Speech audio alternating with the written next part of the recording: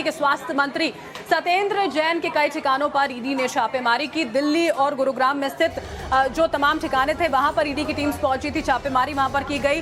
किसी भी तरह से डायरेक्ट या इनडायरेक्ट तरीके से वो ठिकाने जो सत्येंद्र जैन से लिंक्ड थे वहां पर ईडी की टीम्स पहुंची थी। आपको बता दें 30 मई को गिरफ्तारी की गई थी। दिल्ली के स्वास्थ्य मंत्री सत्येंद्र जैन की 9 तारीख तक जो है वो कस्टडी में भेजे गए हैं और अभी एक बार फिर से ईडी की टीम्स छापेमारी करने के लिए पहुंची। इससे जुड़ी हुई एक रिपोर्ट।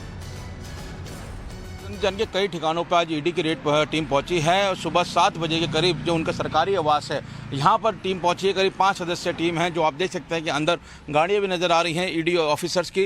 इन्हीं गाड़ियों में इन गाड़ी के अंदर जो है वो 5 अधिकारी यहाँ पहुंचे हैं और सुबह से लगातार रेड चल रही है। जैसे कि मनी लॉन्ड्रिंग का केस है, मनी लॉन्ड्रिंग के केस में भूमि खरीदने का मामला है कि जो हवाला के पैसे आए हैं उससे ज़मीन खरीदी गई हैं और ज़मीन जो है वो अपने रिश्तेदारों को ट्रांसफ़र की गई है। खासकर से अपनी इनकी बेटी और इनकी वाइफ का नाम उसमें सामने आया है और लगातार अब इन ठिकानों पर रेड पड़ रही है। बताया जा रहा है कि जिनकी बेटी के घर है शायद वहाँ पे भी जो ईडी की टीम है वो पहुंची है। लेकिन सुबह 7 बजे सरकारी आवास जो है सत्येंद्र जैन का यहाँ पर ईडी की टीम पहुंची है और लगातार रेड जारी है। लगातार उन दस्तावेजों को खंगालने की कोशिश की जा रही है जिनमें कुछ सबूत ईडी को मिल सके और जितने भी यहाँ पे इलेक्ट्रॉनिक गैजेट्स हैं वो उनको खंगाला जा रहा है, उनसे पड़ताल की जा रही है और पता करने की कोशिश की जा रही है कि जो ईडी का केस है उसके अंदर क्या सबूत उन जो इलेक्ट्रॉनिक गैजेट्स हैं उसके अंदर मिल पा रहे हैं नहीं। क्योंकि लगातार जो स्टार्टिंग में जब ईडी ने जब अपनी कस्टडी में सत्येंद्र जैन को लिया था तो बोला था कि सत्येंद्र जैन जो है उनकी पूछताछ में सहयोग नहीं कर रहे हैं इसलिए उनको कस्टडी चाहिए। तो कोर्ट ने करीब 9 दिन की कस्टडी थी और 9 जून तक सत्येंद्र जैन जो है वो पुलिस के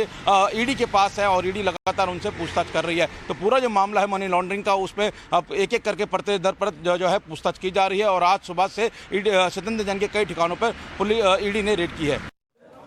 बिल्कुल मोहित, आप बने रहिए हमारे साथ। लेकिन सत्येंद्र जैन पर रेड को लेकर के आप विधायक सौरभ भारद्वाज का क्या कहना है वो आपको सुनाते हैं। देखिए, पिछले 5 दिन से सत्येंद्र जैन साहब को हिरासत में ईडी ने लिया हुआ है। 2 दिन पहले ईडी ने हाईकोर्ट के अंदर हलफनामा देके कहा कि सत्येंद्र जैन का नाम ना तो किसी एफआईआर में है ना ही वो आरोपी हैं, मगर इसके बावजूद जो है उनको गिरफ्तार किया हुआ है। उनके घर इससे पहले कई बार सीबीआई और इनकम टैक्स छापे मार चुका है और उसमें कुछ बरामद नहीं हुआ है। कोई सबूत जो है केंद्र सरकार के पास इनके खिलाफ अभी तक नहीं है। और आज सुबह 7 बजे से उनके घर में उनकी पत्नी और उनकी बेटी हैं और वहाँ पे उनके यहाँ छापे मारे गए हैं। ये सिर्फ और सिर्फ जो है राजनीतिक द्वेष के कारण एक परिवार को परेशान करने की बात है, किसी को बदनाम करने की बात है।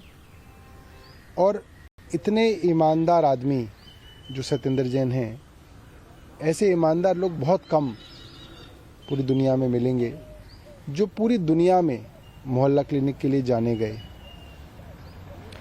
इनके इस प्रताड़ना के कारण पूरे देश का जो जैन समाज है। पुलकित आकर मेरे सहयोगी जुड़ चुके हैं ज्यादा जानकारी के साथ। पुलकित, मनी लॉन्ड्रिंग केस को लेकर के सत्येंद्र जैन की जो मुश्किलें हैं वो खत्म होती हुई फिलहाल तो नजर नहीं आ रही। देखिए, फिलहाल खत्म होती नजर नहीं आ रही है। आज सुबह से लेकर अब तक करीब 7 घंटे से रेड उनके घर पर चल रही है। पहली तस्वीर मैं आपको उनके घर की दिखा देता हूं कि उनके ये वाला घर है जिसके अंदर पिछले 7 घंटों से ईडी की टीम मौजूद है और आप अंदर की तस्वीरें देख सकते हैं। यहाँ पर ही उनकी बेटी और उनकी पत्नी है और सुबह 7 बजे जब ईडी की टीम पहुंची थी तो पत्नी और बेटी घर के अंदर मौजूद थे। बाकी स्टाफ को बाहर कर दिया गया। आपको बाहर कुछ लोग घूमते हुए नजर आ जाएंगे। तो बाकी का जो स्टाफ है वो बाहर है। अगर हम पूरे इस केस को समझें तो इसके 2 मेन चीजें हैं। पहला, ईडी की कार्रवाई 9 जून तक सत्येंद्र जैन ईडी की हिरासत में है, उनसे पूछताछ चल रही है और उसी पूछताछ को मनी लॉन्ड्रिंग के साथ जोड़ते हुए तमाम ये रेड्स चल रही हैं कि किस तरीके से ईडी वो तमाम सबूत जुटा सके जिसके आधार पर वो ये कह रही है कि सत्येंद्र जैन का हाथ मनी लॉन्ड्रिंग में है। उन्होंने जो एग्रीकल्चर लैंड खरीदी वो कहां से है, शेल कंपनियों के जरिए जो पैसे की ट्रांजैक्शन हुई वो कैसे हुई। दूसरा जो पहलू है वो राजनीतिक पहलू है। आम आदमी पार्टी लगातार ये कह रही है कि ये केस पिछले 8 साल से चल रहा है। इस 8 साल के दौरान अभी तक सत्येंद्र जैन की गिरफ्तारी क्यों नहीं हुई थी? बुलाया गया तब सत्येंद्र जैन जो है वो यहाँ पर सवालों के जवाब देने के लिए पहुंचे थे, लेकिन उसके बावजूद भी सियासी रंग से दिए जा रहे हैं। ये आरोप आम आदमी पार्टी जरूर लगा रही है। बहुत बहुत शुक्रिया पुलकित।